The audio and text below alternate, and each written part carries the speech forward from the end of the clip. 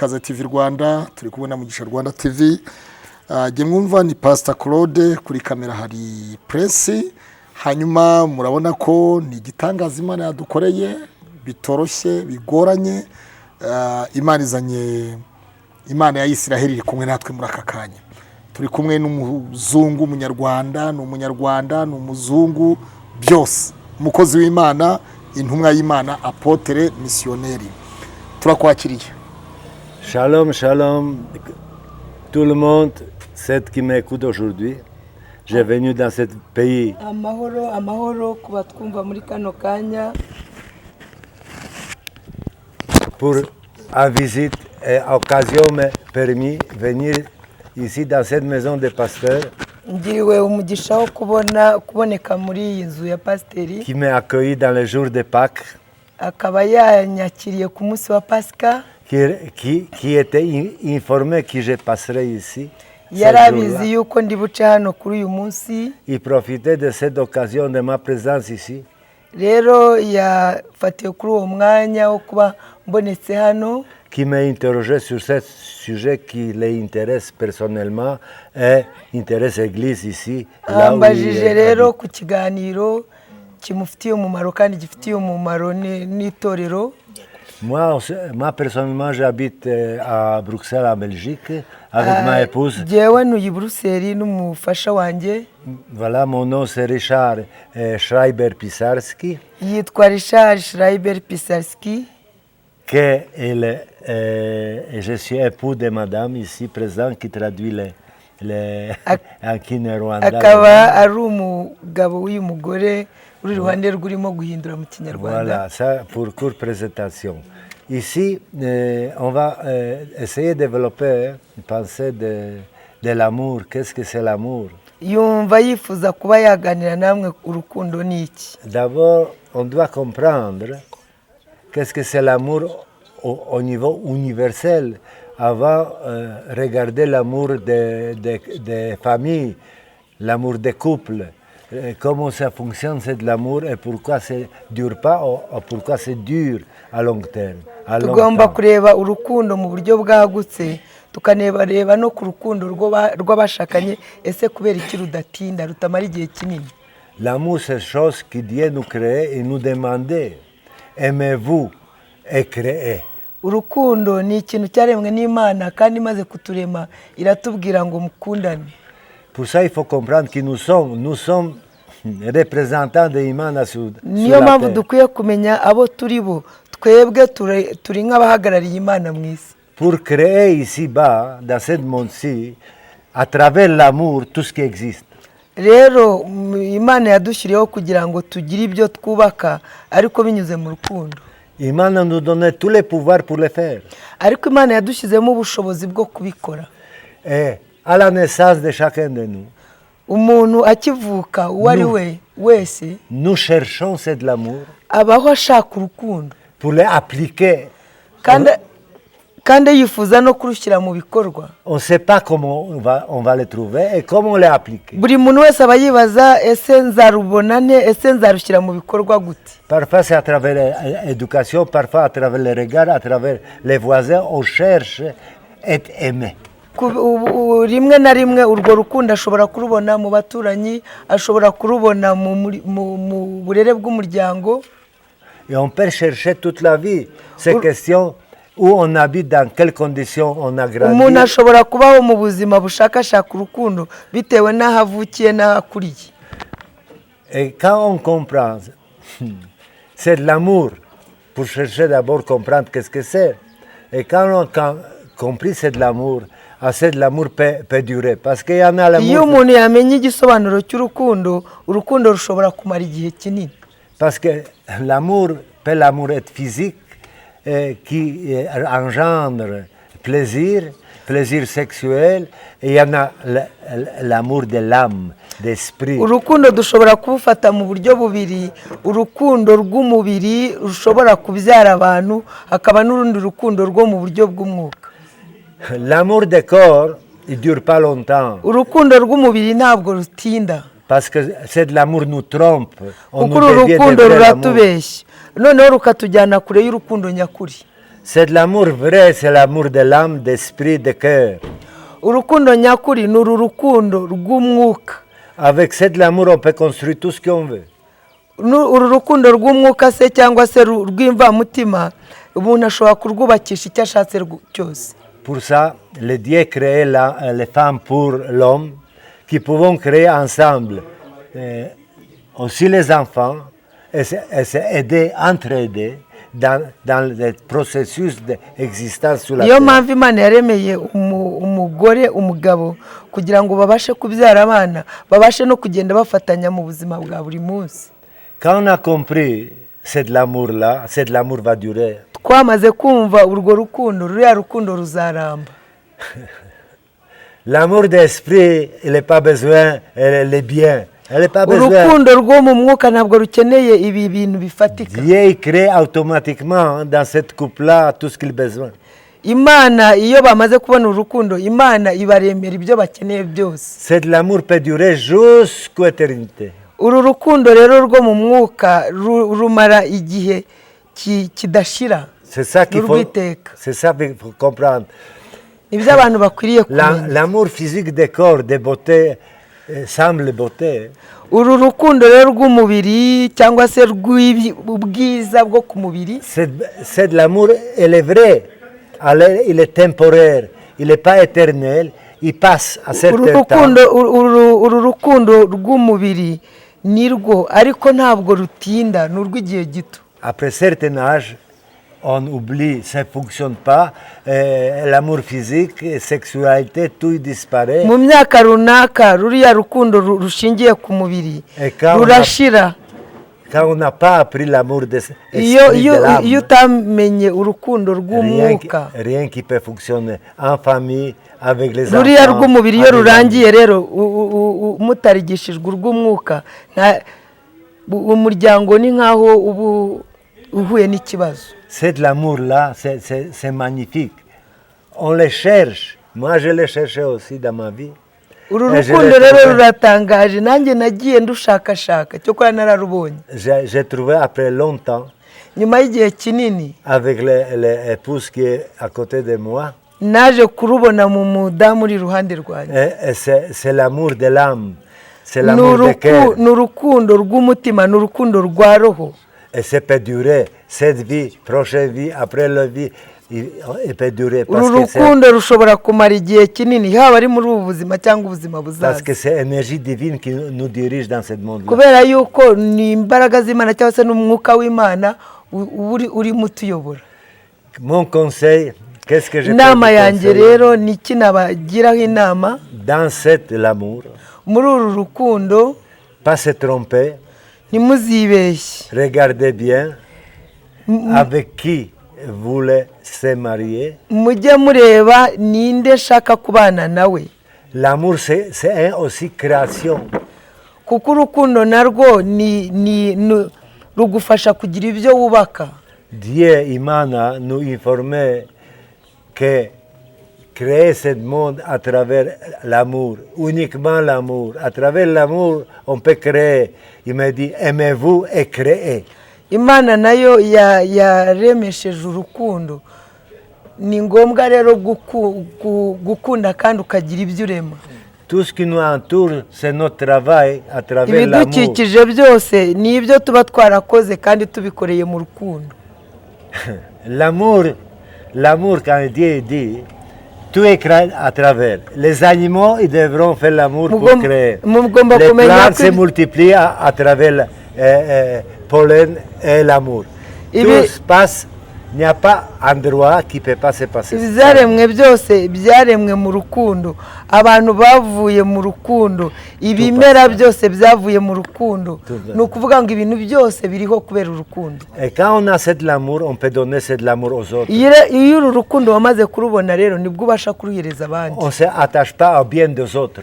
Ntabwo umuntu akwiriye kwizirika ku bintu by'undi muntu. On doit s'attacher à l'esprit, à l'âme de cette personne-là avec laquelle on peut construire quelque chose. Ukwiriye noneho kwita cyane ku by'umwuka by'uriya muntu muzabana. L'amour pour l'argent n'a pas aucune valeur. uru rukundo rero rushingiye ku mafaranga nta gaciro rufite. Et vous devrez, dans son couple, montrer aux autres cette lumière qui rayonne de vous pour construire ça que Imana a demandé. Abashakanye rero mugomba kugaragaza ibishashi by'urukundo mu isi. Je vous remercie, je vous salue aussi, Araba- votre amour, votre écoute, et j'espère que vous êtes compris mon message que je voulais transmettre aujourd'hui dans ce jour de Pâques. Arabashimiye, yizeye yuko mwamwumvise kuri uyu munsi wa Pasika. serishari numvi uvuze amagambo meza y'urukundo. Tu viens de parler de sujets très bons de l'amour. Ego. Ni iki gituma abagore n'abagabo kenshi shitani yarateje intambara yo gutandukana? Pourquoi actuellement on assiste beaucoup de cas de divorce? Je vais vous dire en raccourci. Ngiye kubikubwira mu magambo make. Peut-être c'est pas uniquement un manque de l'amour.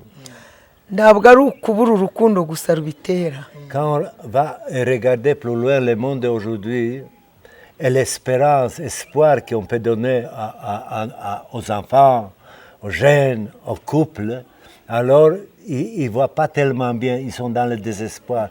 Ils ne savent pas comment construire cet Isi ya amour none pour Imana. isi ya none uburyo yubatse ntabwo irimo guha icyizere kirambye yaba ku bana cyangwa yaba ku bashakanye. Ils devront voir en eux la force nécessaire. Alors pour avoir force nécessaire, ils devront prier.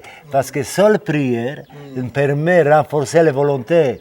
Bagomba kubona imbaraga zo gusenga kugira ngo babigereho. Volonté faire. Bakagira n'ubushake bwo kubikora. Objectif de création, qu'est-ce que j'ai fait? Noneho umuntu akagira intego, ese ni iki nshaka kubaka, ese ni iki nshaka kurema. On ne peut pas attendre que Dieu descende pour objectif imaginaire qu'on s'est créé. Abantu batekereza ibintu bakagira ngo Imana iramanuka ibibakorera. Sibyo. À cause de ce désespoir, alors les enfants, ils n'ont pas de modèle parce qu'il y en a événements politiques, de guerre, il y en a beaucoup d'événements qui ne permettent pas aux enfants de se stabiliser. Abana rero babura ibyiringiro kubera ibihe turimo by'intambara by'ibibazo bitandukanye. Ils sont désorientés. Bituma abana badafite icyitegererezo, badafite ababereka inzira. Ibyo rero bitera iki? Éducation, l'amour il est partout libre maintenant, qu'il n'y a pas aucune valeur. Noneho rero icyo bita urukundo ni urukundo rudafite umurongo. Parce que tout est facile et c'est pas l'amour. Ibyo ngibyo rero byo kuborohereza ntabwo ari rwo rukundo. Si rwo rukundo rw'ukuri. Si rwo rukundo. Muri social media, wicaye kuri social media, ujya ureba social media, ibintu biba kuri social media, umugabo n'umugore basezeranye, baranatandukanye, nk'ubu hari umukobwa, hari umudamu n'umusore basezeranye ejo bundi, ariko batandukanye batabanye. Si vous avez du temps d'assister ce qui se passe aux social media, il y a vraiment les histoires pareilles. Il y a un exemple tangible d'un couple qui se sont séparés après combien de temps? Nyuma y'igihe kingana iki? Basezeranye mu kwa 12 bategereza kuzakora mariage ngo babane mu nzu, nuvuga ngo baratandukanye batanajya mu nzu. Ils sont mariés, mariage chez état civil, oui, mariage civil. Mais ils se sont séparés sans qu'ils restent sous le même toit. Qu'est-ce qui se passe? Qu'est-ce qui se passe? C'est amour. C'est pas l'amour. C'est vraiment l'amour. Non, c'est déguisement de l'amour. Quand tu regardes bien profondeur des relations, un et l'autre cherchent le bien de l'autre. Iyo urebye ishingiro ry'urukundo rw'abiki gihe umuntu aba ashaka ibintu by'undi. Plaisir et l'amour, ils trouvent partout. Ale profondeur. Ibyo kwinezeza, kunezeza umubiri umuntu abibona hose. Ariko se urukundo rukwikiye rufite imizi ntarwo. Ils cherchent l'amour, il n'y a pas de l'amour. Bibaza ko bashaka urukundo ariko nta ruhari. On s'est marié pour prendre le bien des autres quand ils se divorcent. Abantu basigaye bashakana kugira ngo atware ibyo bashakanye. C'est Nouvelle Hollywood, cinéma américain, qui actrices et acteurs changent tout le temps pour prendre le bien des autres. ni ibintu bimeze nka sinema zo mu banyamerika umuntu ahora ahindura umukinnyi kugira ngo abone uko afata ibintu by'undi. Ubu byabaye nk'ubucuruzi. Yego, nari ndimo ndareba mu kanya kuri social media mbona umudamu arira kandi umugabo we ni umuhanuzi kuri social media. Umugore aragira ati nabuze n'ibihumbi 25 byo kwishyura inzu, umugabo yamutanye abana kandi umugabo yirirwa muri social media avuga ko ari umuhanuzi w'Imana. Mr. Richard, ubwo ni umuhanuzi cyangwa se il était en train d'assister ce qui se passe aux social media. Il y avait une femme qui était en train de pleurer, que son mari qui se dise qu'il est prophète, visionnaire, qu'il a abandonné sa maison. Madame était en train de pleurer, qu'elle ne peut pas payer même le loyer. Est-ce que cette personne vraiment c'est l'homme de confiance? Bon, je ne connais pas trop. En tout cas, déjà modèle de cette couple-là, ce couple qui il a un dérive, façon de dire en français, que je ne vois pas aucune valeur de l'amour dans cette couple. Parce que monsieur est tellement grandi dans ses visions de lui, que ces visions, ils n'ont rien à voir avec ce monde-ci. Hein? Ce sont des rêves qu'il s'est imaginés et essaie de casser ça qu'est-ce qu'elle essaie de créer. Ni ukuri ntabwo abantu bazi ariko yarebye imyubakire y'urwo rugo umugabo arumva yarazamutse cyane ntago akibarirwa mu mitekerereze y'isi. Non, c'est au lieu de créer et donner sa vision valablement, il détruit ses visions, il détruit sa femme. Ni ukuvuga nk'aho yatanze amayerekwa ye uko bikwiriye arisenya agasenya n'umuryango we. Comment on peut avoir confiance à cette visionnaire, pasteur, prophète, je ne les connais pas, sur ses paroles et sur ses actions? Ese nk'uwo muhanuzi cyangwa se umwerekwa ninde muntu wamugirira icyizere amaze kumva ibintu bimeze gutyo? On les juge pas. Umva ntabwo twe twamucira urubanza. Mais beaucoup de choses on analyse action, c'est par rapport à action on a opinion. Allez, c'est pas le jugement, on n'a pas le droit de juger qui que ce soit. Il est libre de faire qu'est-ce qu'il veut. Umuntu ntabwo twamucira imanza agomba gukora ibyo ashaka gukora ariko uwo ukabyumva ntabwo ari byo. Nuvuga ngo ababyumva ntibabiha agaciro. Ce qui suit, ce qu'il dit, ce prophète. Oui. Il s'est réalisé. Est-ce que c'est réalisé? C'est pour prendre d'argent des autres. Non, ça ne se réalise pas. Alors c'est faux prophétie. Oui, il faut pas prendre la considération. Je vais vous donner un exemple de Daniel, l'Ancien Testament, du prophète Daniel, qui prêchait sur les fins du temps. Il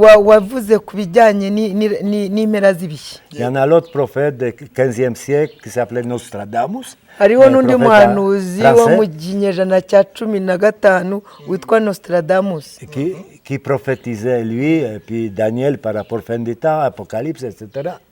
Ça sont des vrais prophètes parce qu'on voit la confirmation de ces paroles. N'ubuhanuzi bwuzuzanyije n'ubwa Daniel bavuga ku bijyanye n'impera y'ibihe. Iyo uri mu bireba rero uravuga uti aba ni abahanuzi b'ukuri. On a été averti, informé qu'il y aura beaucoup de faux prophètes. Ariko kandi twaranabibwiwe ko mu ndunduro y'ibihe hazabaho abahanuzi b'ibinyoma benshi. Demandez qu'est-ce que tu as réalisé pour qu'il te peut prophétiser. Muzamumubarize cyangwa se mumubaze ni iki wakoze kikugira umuhanuzi. Ibyo byose nawe urabona social media cyangwa n'abandi banyamakuru bazabimubaza. Ese Mr. Richard wowe nta muhanuzi uraguhanurira? Il n'y a pas une personne visionnaire qui t'a dit les choses qui se sont réalisées? Oui, moi je ne parle pas de Daniel parce que Daniel c'est fin du temps. Ntabwo agiye kuvuga kuri Daniel ni wahanuye impera y'ibihe. Le prophète Nostradamus prophétisait Deuxième Guerre mondiale, beaucoup de choses qui sont réalisées. Il prophétisait accident mortel de Diana, des femmes de Charles. Tout ça c'était prophétisé à 1500 quelque chose. Mu 1550 n'imisago yavuze impanuka ya Diana umwamikazi Et cette vision s'est réalisée. ibyo yahanuye byarasohoye uwo rero wavuga uti ni umuhanuzi C'est-à-dire, wemera ubuhanuzi est-ce que tu crois à la vision oui, je crois.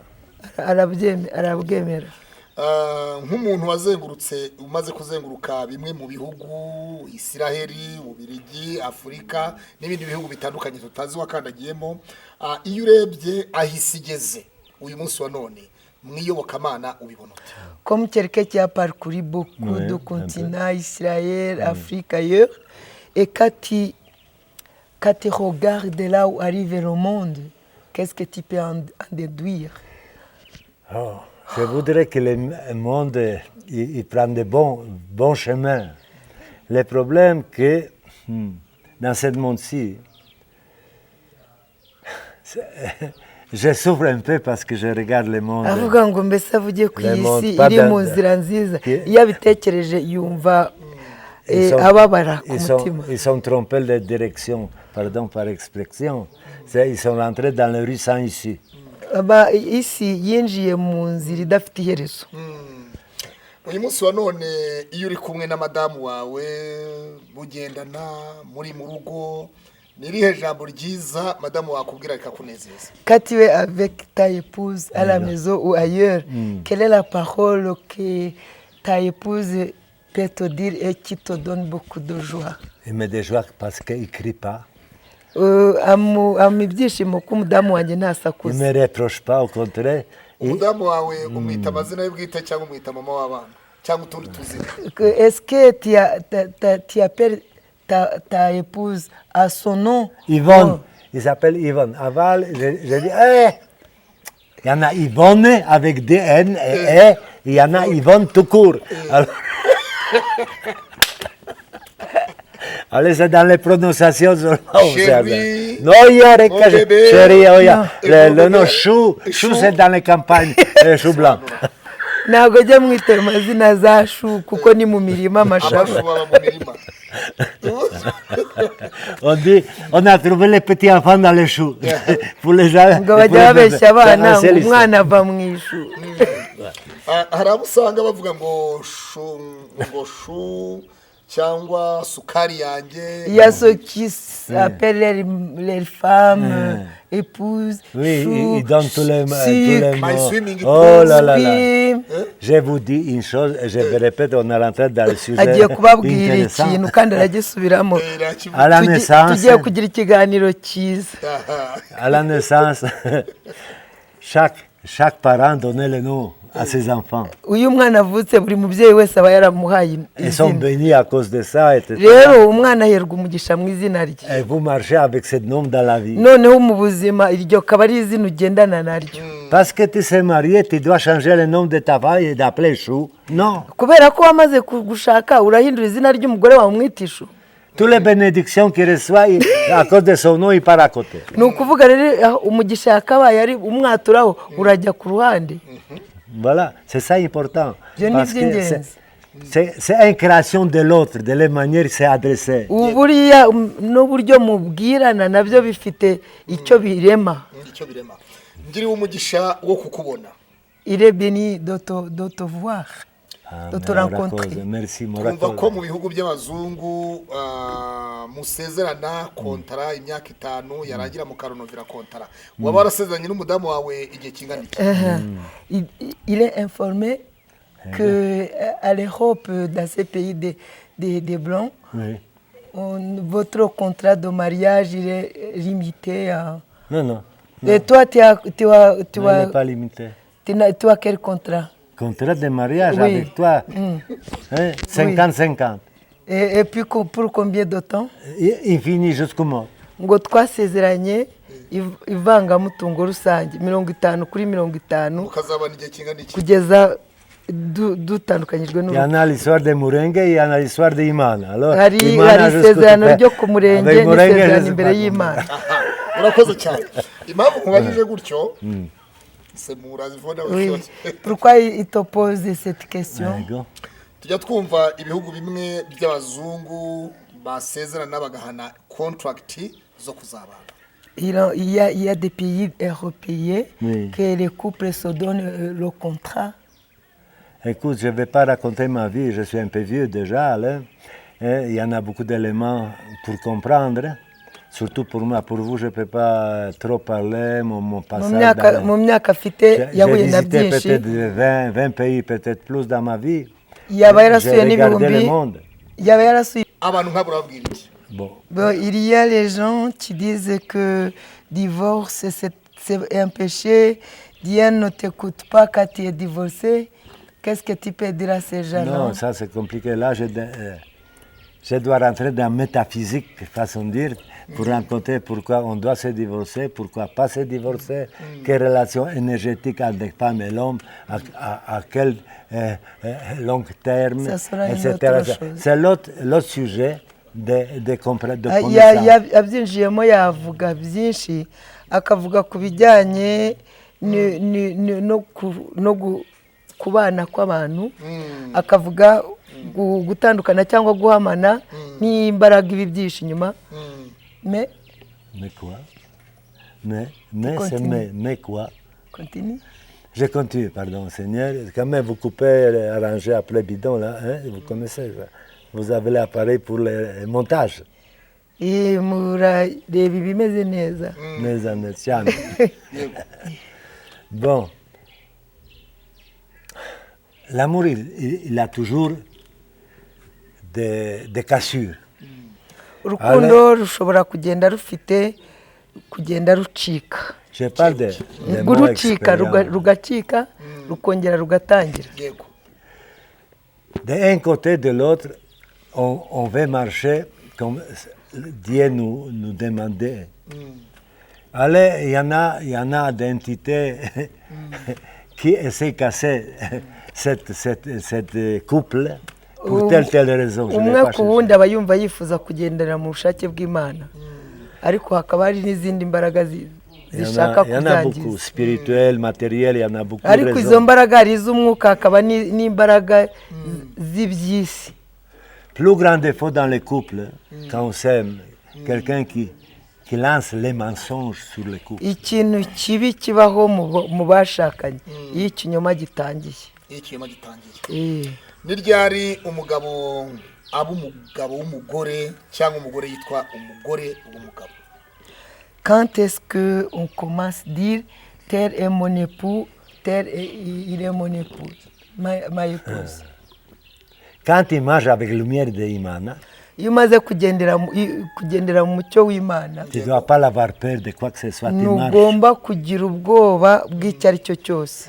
avec ton cœur devant toi, il n'y a pas d'obstacle, tu marches. Ugenda n'umutima utunganye, Parce que je suis support de ma épouse et elle est support de moi. ukavuga uti ndi umufasha we nawe ni umufasha wanjye. Et il n'y a pas de doute là-dessus. Aho ngaho rero nta gushidikanya kuba guhari. Yego.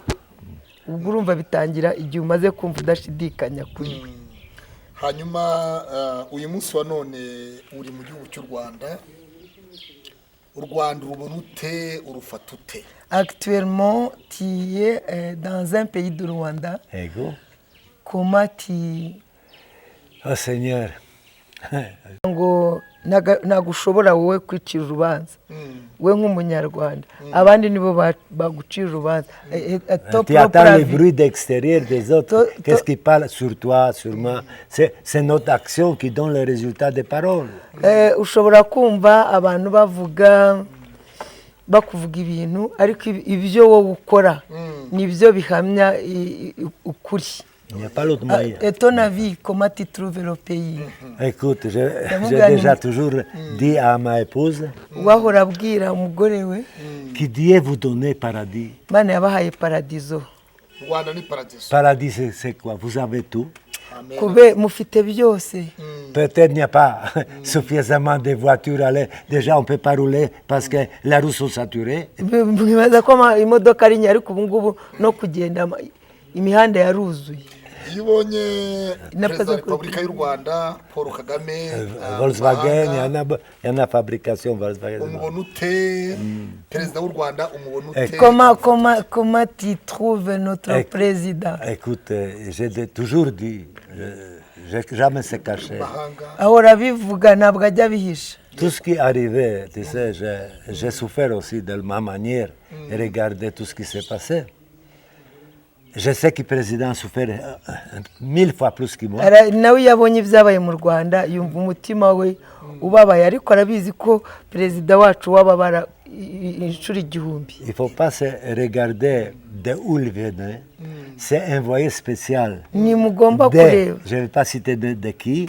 C'est un envoyé spécial pour sauver cette nation. ntabwo mugomba kureba aho yaturutse, ahubwo mugomba kureba nk'umuntu woherejwe gucungura aba baturage. perezida Paul Kagame aujourd'hui- yoherejwe gucungura. Aujourd'hui, vous avez résultat de son travail. kuko ubu ngubu murimo kureba ibikorwa bye. ibikorwa bye urakoze cyane Alléluia. urakoze cyane hanyuma hafi ya hose dusoza Cyane. turimo turerekera ku musozo On est à la fin de notre conversation. Interview. hein. turerekera ku musozo dusoza.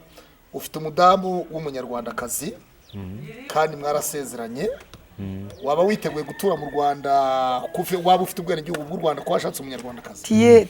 Tu as une épouse rwandaise. Est-ce que tu as la nationalité rwandaise? C'est dans les projets. Biri mu mushinga. Biri mu mushinga. C'est dans les projets. J'ai documents, j'ai tous les papiers.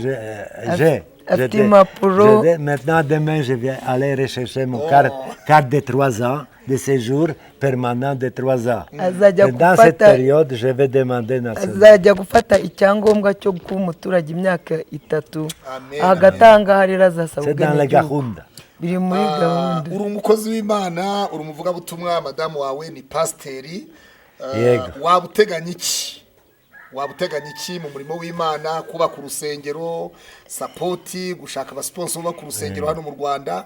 Muri ibyo byose nk'umuntu nk'umukozi w'Imana, niki ubwira Imana ngo Mana ndifuza gukora ikintu gituma ubona ko nkubakiye muri iki gihugu? Tu es un évangéliste, ta épouse c'est un pasteur. Qu'est-ce que tu prévois faire dans la gloire de Dieu? Est-ce que tu prévois construire l'église? Dans ta prière, qu'est-ce que tu mets devant le Seigneur? Non, je dois être support pour toi, pour ta famille, ça c'est base. Ça c'est la base. Icyo Deuxième, shingiro agomba kumuterankunga wanjye n'umuryango wanjye. Amen. j'ai vision par rapport aux constructions. Afite n'iyerekwa ryo kubaka. Je suis un peu réticent. Je préfère construire l'âme humaine au lieu des briques Ariko qui ku servent à rien. bijyanye n'inyubako abaye yifashe reka banze yubake imitima y'abantu. Imitima y'abantu. Pour rappeler qui nous sommes et pourquoi nous sommes, à quoi on doit servir. Abanze yigisha abantu abo bari bo n'icyo bagomba gukora. Construisant l'église, ça ne va pas résoudre les problèmes. Kubaka insengero ntabwo bizakemura ikibazo. Abanza yubaka imitima y'abantu. Oui. Okay. Bwana Richard, tugushimire nk'umubirigi. Abantu iyo bakubona barakubona nk'umuyahudi, urasa n'umuyahudi. Waba ufite icyo upfana n'abayahudi? Richard, pour clôturer, il veut te remercier comme belge et tu as l'air juif. Est-ce que tu as la consanguinité avec les juifs? Tu sais, pour certains je suis juif, pour certains je ne suis pas juif. Tu sais, c'est très mystérieux, c'est l'histoire d'être juif. Kuri bamwe banyita umuyahudi, abandi babona nari umuyahudi, ni ibanga.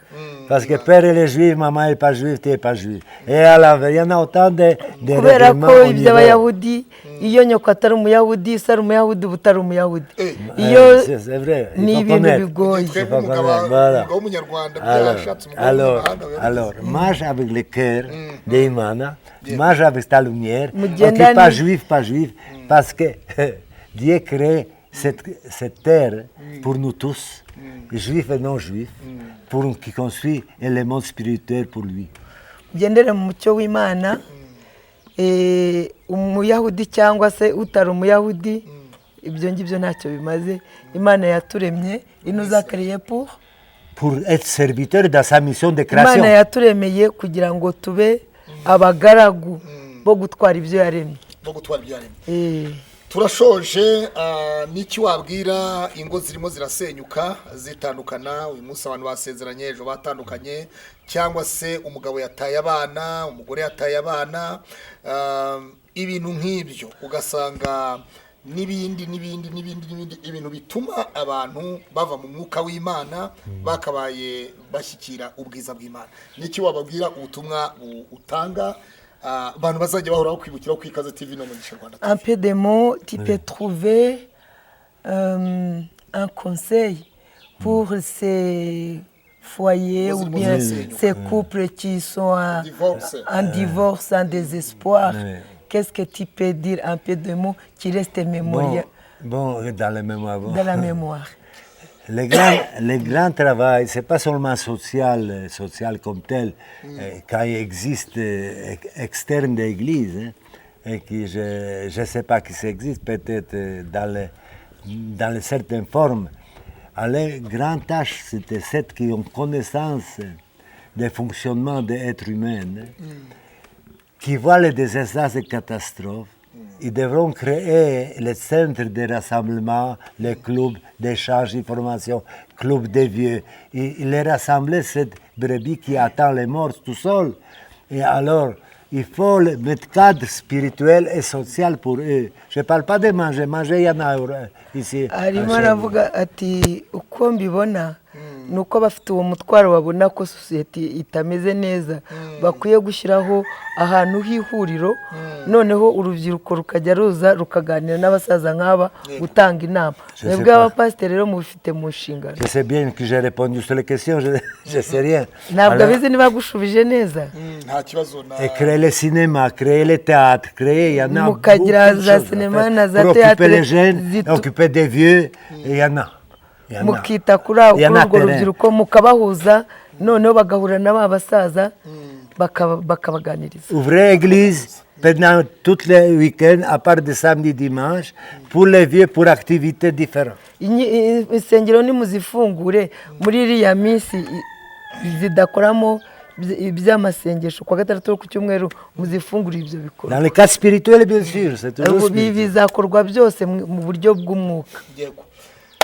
Mr. Shari reka tugushimire ushyira abantu imbere y'Imana ubasengere usengereye abakora za divorce abacyubatse ingo usengera abantu bacyubatse Imana ibahe kubaka ingo no kuzikomeza n'abandi bafite ibibazo bitandukanye. Pour clôturer, il te demande de prier pour les couples, ceux qui sont en divorce et ceux qui sont toujours ensemble. Seigneur, bon, je vais prononcer 3 mots, je ne suis pas spécialiste de prière, allez, c'est comme bénédiction, je peux s'adresser. Nagaru umuhanga cyane mu by'amasengesho ariko afite amagambo agera nko kuri 3 ashobora kuvuga. Je vais prononcer 2-3 mots, et comme moi j'ai toujours fait de ma manière. Seigneur, Dieu Tout-Puissant, Créateur du monde, Imana ishobora byose yaremye cette qui existe ici, ibiriho cette qui existe tout en bas. ibiri hano mu isi. Je s'adresse à toi, Richard. Ndakusabye Gishari mu magambo yanjye pour te s'adresser à toi pour que tu écoutes cette parole qui s'adresse pour que tu secours et envoie le secours et connaissance de compréhension. Utabare kandi wohereze ubumenyi bukwiriye no gusobanukirwa. Ceux qui devront réparer et ceux qui attendent réparation et ceux qui devront être mariés. Ingo zigomba gusanwa ndetse n'abashaka gushakana. Qui te donne compréhension qui ils sont. Ubanza ubasobanurira abo baribo. Pourquoi ils sont. Kubera iki bariho. Qu'est-ce qu'ils devront accomplir pour eux-mêmes d'eux. Icyabo bombi bagomba gukora kugeraho bombi.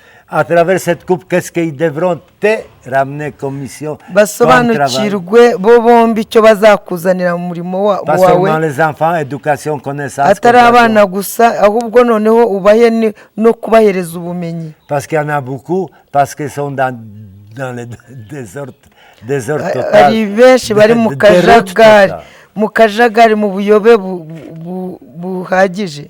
Ils ne savent pas qui ils sont d'abord. Ntabwo bazi abo baribo. Après, ils vont commencer à aimer. Ubigishe noneho batangire no kumenya gukunda. Alléluia, alléluia. Amen, amen.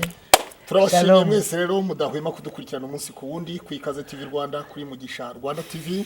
Uyu yitwa Richard, ni missionnaire, umukozi w'Imana, umudamu we ni pasitoro yitwa Ivona.